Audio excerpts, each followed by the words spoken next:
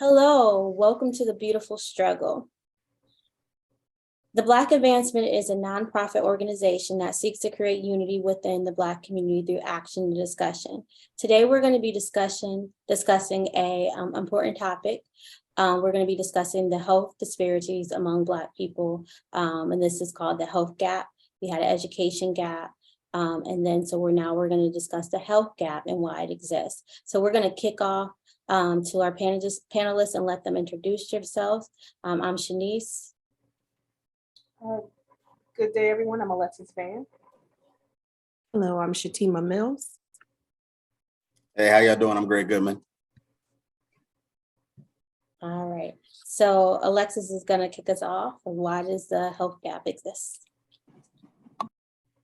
So I will say this one is near and dear to me as a Black woman.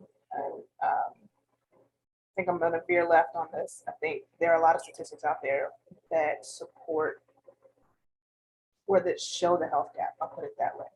But as far as why it exists, I think a lot of it has to do with the ideology of how we as Black people are viewed. We were always viewed as less than, or that we could take more. And even as I say that, it almost kind of, I don't want to say tears me up, but as you think about it, right, the tropes of strong Black woman or strong Black man, because there's so much that people feel like they can keep putting more on us, like we can carry it. And now there's a huge gap when you think about us going to therapy. Now they want to send us to therapy. Now we're angry. Now we're angry Black women, angry Black men, things of that nature. Whereas you have people of other races that have been going to therapy for years, but we were always considered weak if we did. If you look at the different statistics and we can, look at the fact that we have a higher mortality rate when it comes to childbirth or postpartum birthing issues, or we have a higher mortality rate when it comes to cancer or other diseases. A lot of times we're the ones that are being sent home when we go to the hospital. If we look at the history of Black America when it comes to the healthcare system in general, how American Psych Society just put out an apology within the last 3 years or so, apologizing for the fact that they did not take into consideration disparities between white America versus Black America, or the fact that if you look at back in the 30s and 40s and 20s, where they were performing procedures on us, they were performing cesarean operations on us without anesthesia. And then you would give an award to the doctors, like they had a doctor who had a statue in New York after he was doing so many different procedures on Black women because we can't feel pain. And a large part of this is because this is how we were viewed. And then they implemented insurance policies based off of how we were viewed. They implemented medical practices based off of how we were viewed. What they didn't take into consideration when you look at the, I can't remember the name of it, but what is the thing that put on your finger as far as how they're measuring blood oxygen, the fact that they don't take into consideration the blood oxygen levels actually is skewed based on how much pigment you have in your skin. So we were never really taken into consideration when it comes to the medical field. So they built all these different practices, insurance, and even looking at life insurance. They're more likely to not sell us life insurance in places where we're more likely to be arrested, such as urban areas, things of that nature. So it's a whole system that was built off of what we look like. And then at this point, for me anyway, when I started looking at statistics, there were a lot of statistics around this. But the big thing was these statistics just supported or came out of the fact that they built this system. It was never for us. It was really against us, and it was for white people. Even looking at, the BMI, like we're considered obese, but it was based off of a white male. It was never even taken into consideration that Black women are more likely to have bigger thighs or to have curvier hips or things of that nature. So our BMI is always going to be different. So I say all that to say that essentially it exists, this huge disparity exists because of how we've always been viewed and how we've seen. And then it's still just, it continues to exist because they feel we should take more, or we don't feel the same pain, or whatever the case may be. And this is why we end up dying, or we don't have a certain type of insurance, or the doctors just, send us home as opposed to actually giving us the proper health care that we need. Good remarks. Shatima or Greg, do you want to go next? I'll go. All right. Alexis hit some very key points that definitely exist within this broken system. I would say I know just having a child 2 years ago, I've experienced some of those things. When you talk about Black women who are in the hospital and they're telling the doctors and the nurses that something doesn't feel right. I'm in pain, and they're trying to tell you you're not in pain, as if you don't know your body and what's going on with yourself and how you feel and how you're used to feeling. And even right here in Frederick County, we're looking at the Black maternal things that are happening in Black maternal health, and things are happening with your OB, your gynecologist, and they're not listening to us. And I know just personal experience is mostly what I have. Even with my OB, explaining to this white doctor that my body does not feel right. I am gaining weight and I don't know why, even though I'm exercising. And her response to me was to stop eating fried foods and to exercise. Kid you not, I see your face, Shanice. Absolutely. Stop eating fried foods and exercise. And I'm like, things are happening in my body where I thought I was going through early menopause. And she kept telling me I'm not. And it took me 3 years and to change OBs to a Black doctor for her to do all the testing just to find out that my prolactin levels are 5 times higher than what it should be. And my body thinks that I'm pregnant. And that's because I have a pituitary tumor, which is benign, but it's on the pituitary gland, and that's not normal. And so we need to figure out what we could do to make sure that, these levels are leveled out, and your body doesn't constantly think that you're pregnant, because it could affect your eyesight, it affects your fatigue, affects all these different things. And again, it goes back to being able to explain to someone that is supposed to have your best interest at heart, that I don't feel right, but I don't know why. And for us to be able to break down all the different scenarios that may be going on, but your only response to me after I've been seeing you for 2 years is that you need to stop eating fried foods and you need to exercise more. That was not the case. Like, people have died from this because it was gone undiagnosed. And so we have to make sure that, one, we know who the stakeholders are that we need to engage and to bring into the conversation. And then it needs to go beyond the conversation. I think there's a lot of conversations that take place, and then there's nothing that happens after that conversation. What are the actual action goals that we need to reach, and what do we need to get to each of those milestones to make sure that our Black women aren't dying and that our Black men are not dying? I think that we overlook, and tell me if I'm talking too fast, we overlook our Black men's mental health, to make sure that they're okay mentally. Because if they're not okay and they're supposed to be guiding us and leading us, how can a household function if you're in that type of partnership? How can that function? It doesn't, because the head of the household is not doing well. And if he's not doing well mentally, then he's not doing well emotionally. So that conversation has to go beyond that. But I don't hear about a lot of men having doctors that care about their mental health, just beyond a annual physical. I don't hear, doctors asking Black men, how are you today? What can we do to make sure that you're functioning the way that you should on an everyday basis? I know I've covered topics where we discuss Black maternal health, but there's Black paternal health too. There's things that men go through when they have their first children, or 3 or 4 children that we don't discuss. And I think that should be a conversation, and then what's supposed to happen after that conversation. So I hope we get into some of that too. And I'll land there. Thank you also for those remarks. Very, very, very important remarks that you're saying. Greg, do you want to go? I'm just gonna test and make sure we can hear him. Greg, are you on? I believe so. Can you hear me? Yes, we can hear you. All right, Sorry, you thank can't see me. No problem. All right. The ladies covered a whole lot of this, so mine is just going to be a short, quick synopsis. This gap is just mainly based on it's a financial problem and a trust problem, and the ladies covered the trust problem. There's just a myriad of misdiagnosis that happens, especially to Black women, especially during pregnancy. There's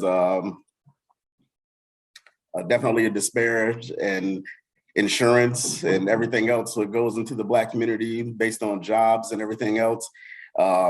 There's also lots more health risks based on just where Black people live at this point.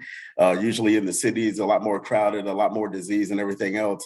And a lot of these things are overlooked by doctors, and they're just simply not paying attention. We're still treated as second-class citizens. And this isn't a recent thing, it's actually an old school thing. This has been happening since, during slavery, after slavery, many experiments and tests run on us without our consent or understanding. Black women's bodies being tested and worked on, without any compensation or any awareness of what's happening. So it's just it's a strong case of mistrust and lack of funds. And this is all based on the way that America has put Blacks at a disadvantage in this society. So, I mean, that's pretty much all I have to say at this point. Based on these things, it's just a high level of mistrust, a high level of misdiagnosis, and a high level of misappropriated funds when it comes to our health. All good points, Greg. And I'm gonna sum up what I agree with all of you. You guys definitely made a lot of great points as far as Black people not being taken seriously.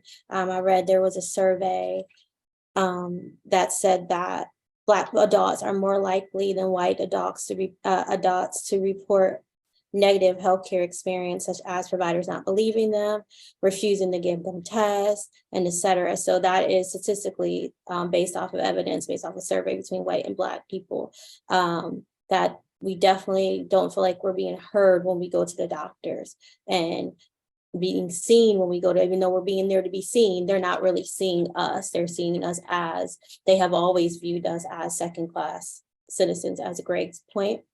Also, because of redlining, we know that we have Black created areas, and a lot of those areas, the research says there are located further away from hospitals. And like one statistic says, rural Black communities all were located further from emergency services compared to rural white areas where they had large population of white. So because of segregation, because of redlining, even when we do need help, we don't get there faster than white people because of the way they set up the hospitals. We're further away from hospitals. And then also, if you think of the issue of redlining, if we don't have outdoor space, we don't have fresh fruits and vegetables. Like there's many of Black communities where we don't have a lot of fresh fruit options. And then if so, and as you know, the healthy food is the most expensive food too to get. So we have Black areas that are operating in food deserts where there's no fresh food options. You don't have fresh, healthy fruit and vegetables. Whereas if you're in a white area, that they're flying off the shelf because they're made available. So that's one thing I think that affects our health. And then if you think of racism, and I know that the American Psychology Association said that racism is a trauma, and trauma can cause genetic factors to happen. It can affect you mentally and physically. And if you think about that, how Black people were introduced in this country. We were introduced to this country by trauma, and those traumatic experience being passed down. I think it also affected our genetics. So we are passing down genes of trauma that had, that has a negative effect on our health as well. And then another reason I also believe, then we think about healthcare. I know Obama tried his best with the Affordable Care Act to ensure that everybody was insured.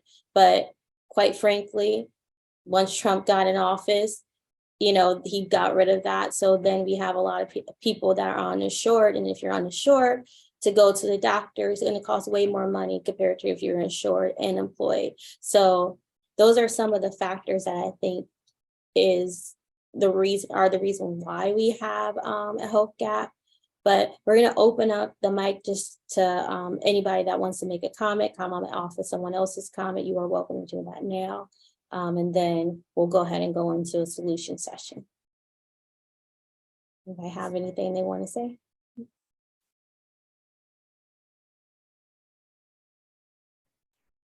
So, Yeah, I'll say, I think everybody made some really great points. Just kind of putting a bow on what Greg said, or what both the Goodman said, I guess. So, as far as the financial disparity, right? And also, being far away from, hospitals where we can't afford to move out of certain neighborhoods as a whole, right? And earlier offline, we were having a conversation about college. Think about it. How many of us are going to school to go be doctors, especially when you start looking at overall the fact that it takes years, right? Look at the financial aspect, the financial hit to that. Shoot, I'm however many years out of undergrad, but I'm still paying for student loans. So what's the upside to us telling kids go be doctors so you can help your community? Like we can't teach somebody how to do that if we're still trying to figure that stuff out ourselves, right? So, it's the financial impact isn't just a matter of, moving to a different neighborhood or getting better food, which, that's a big deal. Being able to eat the right foods, what you put into your body really does affect your health. But also, how do we have the financial resources? Where do we get the financial resources from in order to be able to come up with a resolution, like with the next generation, teaching them to do better so that everybody doesn't have to keep experiencing the same things. Essentially, what you said, like it's trauma for us, and this is generational. For us to still be experiencing the stuff that our parents and our grandparents and our great-grandparents experienced, this is generational trauma that just keeps, it's perpetuating itself generation after generation. Like, how do you fix that? and consider how far we are. We're not that removed from it, but we are pretty far away from slavery, and the fact that these genes keep passing on through generation. And then to think about some of the foods that were passed down from generation to generation too, that could be considered unhealthy because we were given the scraps and told to make do. And those are some of the things that we still carry, those different foods that we've been making for years because of tradition and how, so I think that there's a lot of things that generationally we probably need to reconsider. And of course, be having, discussions like this and through solutions, hopefully like what AGI Solutions for the Black Advancement doing, like the Food Desert Storm and stuff, like just educating people on the right way to live. Now that we know that all of this has a negative effect on us, now what are we going to do about it? So that our next generations and our children's children aren't experiencing the same issues. Because regardless, because we're an American, they're gonna experience racism, but do they have the tools to combat it? Maybe like our ancestors did not have the tools because they didn't have the power to combat it, but we have the power to combat it. And so I'm thinking maybe in a few, given the education that people can start kind of reconsidering some of the things of the past so that we can, have a brighter future. Encouraging people to go to school to be doctors and, invade the healthcare community, because we know that it hasn't been friendly to us. So we need to go in there and we need to take over. And, so. Yeah, I think one of the, you can hear me, right? Yep. Oh, okay. Yeah, I think one of the most overlooked things that's happening in the Black community is mental therapy. People really don't seem to quite fully understand the mental stress of being Black in this country. It's an everyday toll, and we go through it so much that we don't even realize that we're stressed out most of the time, that we're mentally drained most of the time, that we're burdened by a whole lot of things in society, just normal things like going into the store and being followed. These things all are just mentally destroying us. And if your mind's not right, your body's not going to be right. It's all a whole cycle, which leads to an unhealthy lifestyle. Not to mention what you were speaking on earlier, just the food that we're consuming based on tradition from slavery, given scraps of just horrible, the worst cuts of the meat, the worst things that you could even consider vegetables and all the other stuff. We've gotten the worst of the worst, and we've taken all that stuff from that time, mentally and physically, through the food, and this has been traveling through our DNA, being passed down from generation to generation. So it's a poor diet based on poor treatment, poor mental state based on poor treatment, and these are things that just all add up. This is why we're dropping dead so much earlier. It's just mental stress, physically. It takes a physical toll on you, as a person. And a lot of people don't go to therapists. They don't know how to combat this. It's just something that you live with. Some people will eat their way into death based on stress that is being given. Some people will just work themselves up and have a heart attack just based on all the stress that happens. So the main thing that we need to fix at this point, starting off, I believe, is the mental of our community. We need a lot of therapy. There needs to be a lot of mental healing that happens before anything, because if we can't get our minds right, then we can't get anything else right.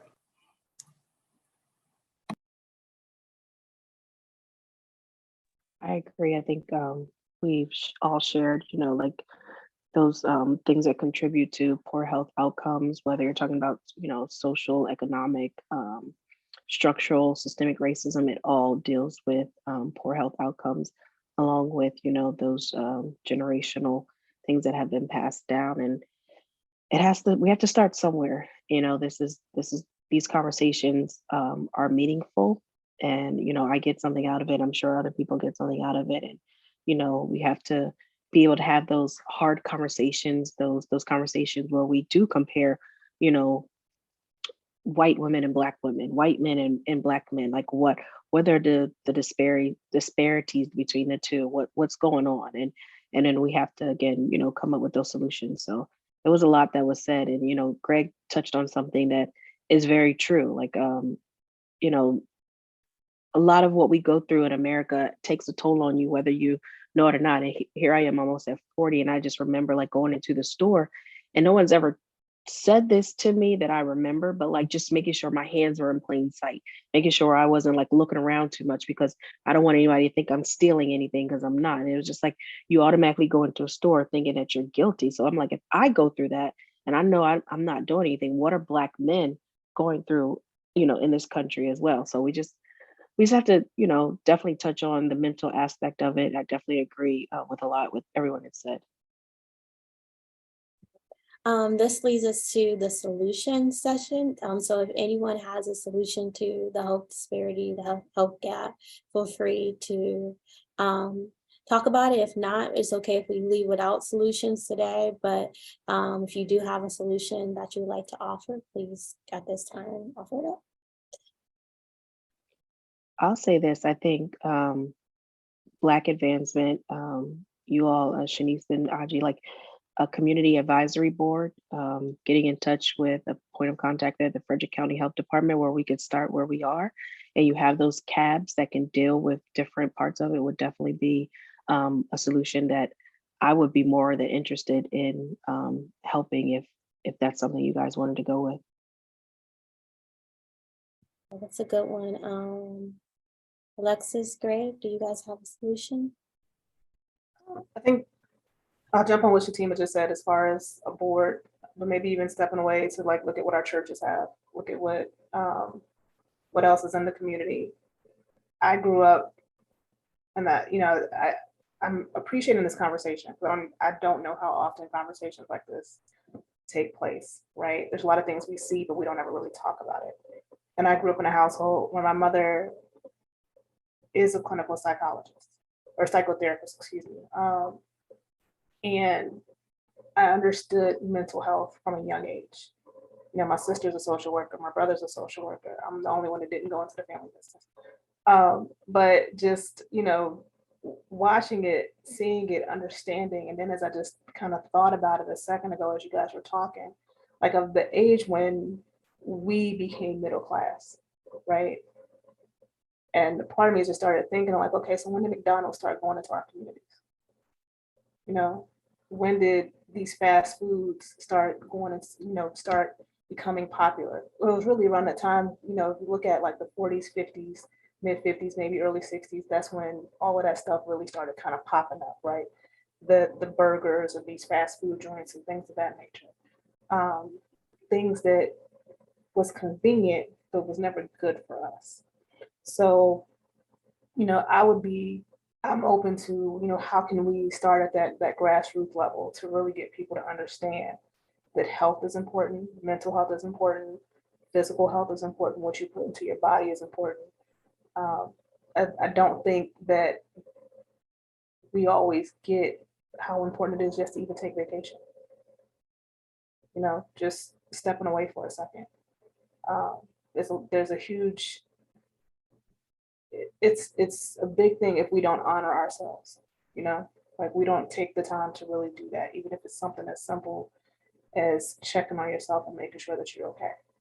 So, I think one of the solutions is really like we just start having these conversations, start checking in on each other, start checking in, we say now it's checking on your strong friend. Do that. I always ask my dad, did you drink water today? It's simple stuff, but it's things that we should be doing, like drink water, check on your people, call a friend. The little things, it does add up to big stuff. Great solutions, Alexis. Greg, did you have a solution? Unfortunately, I don't.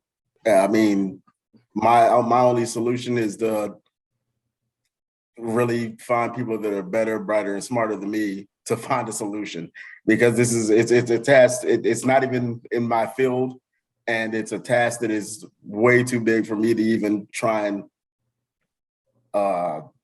begin to start thinking of a way to fix the health of the Black community mentally, physically, or otherwise.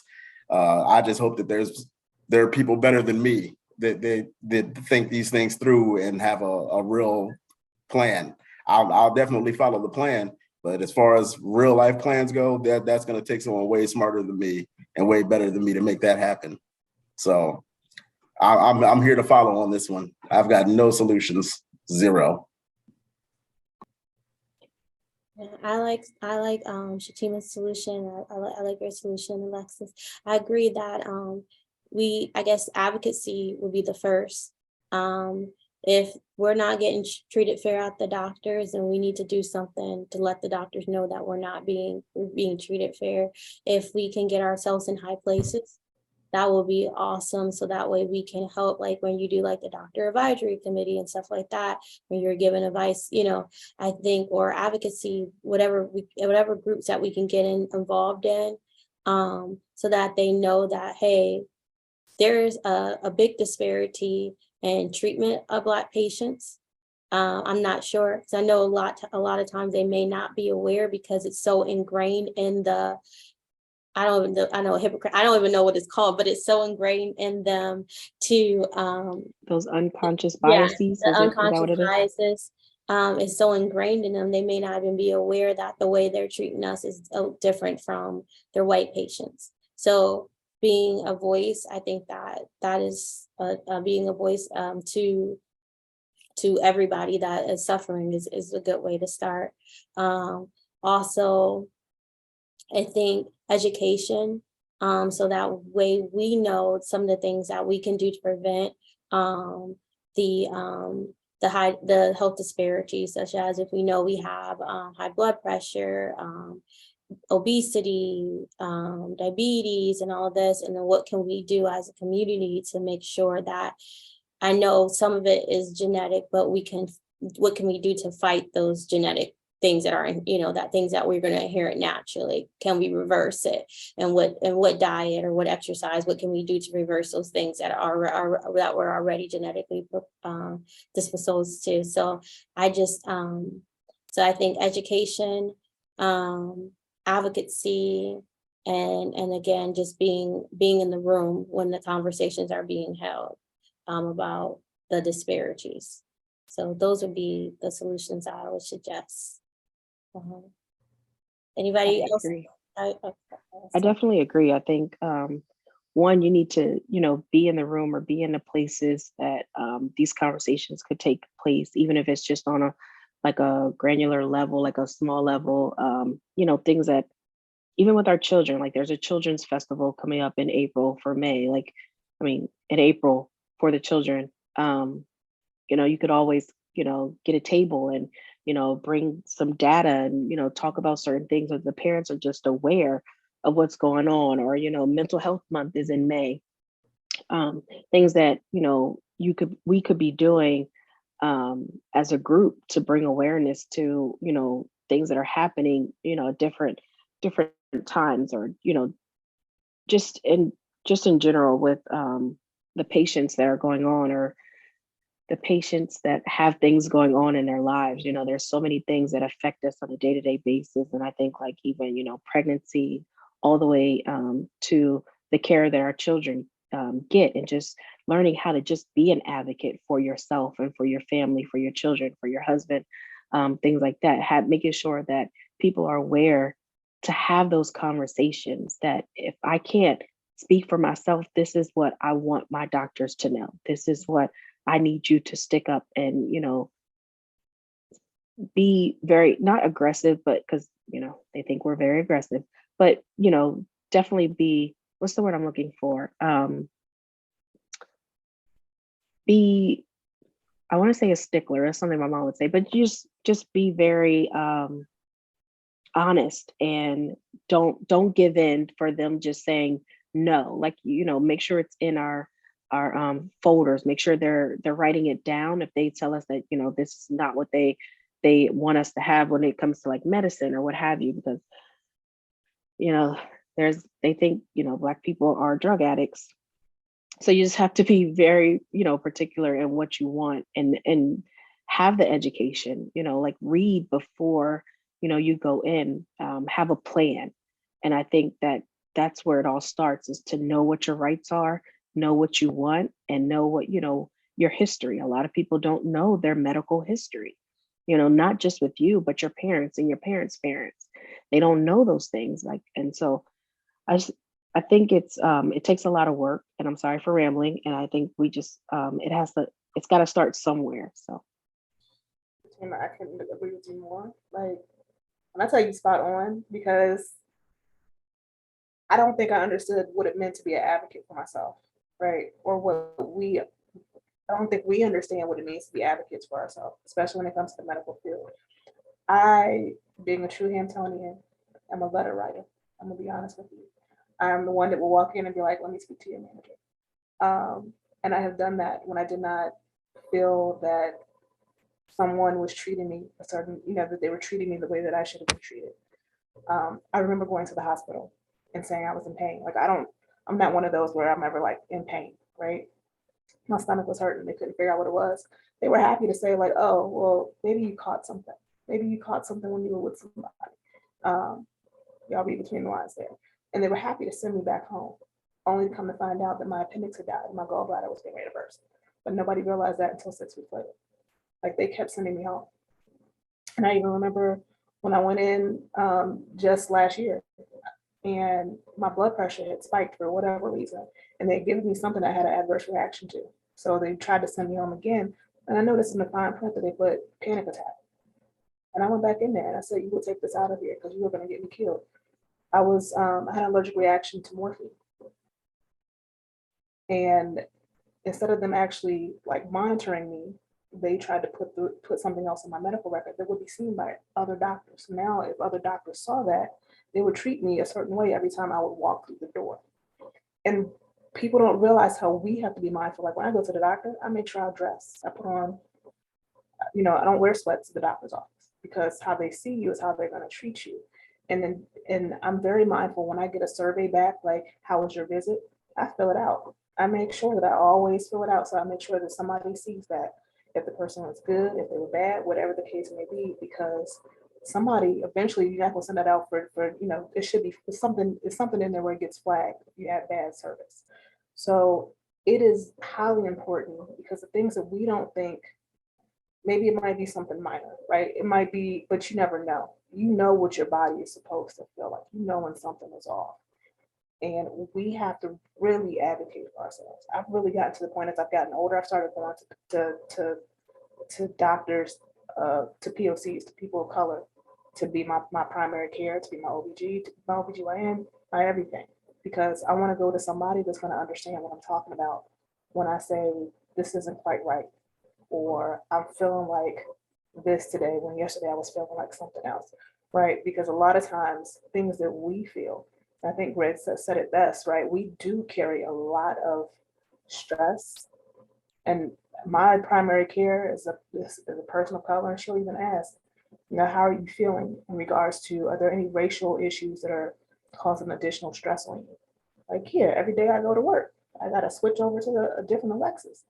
But, the fact that she asks questions because she understands that is a different level of stress, trying to be somebody else to appease to the masses of the people that you got to deal with out in the world. So yeah, make sure you advocate, whether it be sending a tweet to say, I went to this doctor today, or this healthcare system does A, B, C, and D. And I know people don't want to say speak negatively, but if you had a negative experience, let me know, because I don't want to go to that same doctor. I just don't. All right. If that's all of our comments, thank you all so much for joining us today. Thank you guys for your comments. They are definitely appreciated. And that's all for today's beautiful struggle. Thank you for watching. You can see more at the Black Advancement YouTube channel or our website, www.blackadvancement.com. Until then, until next time, peace in advance.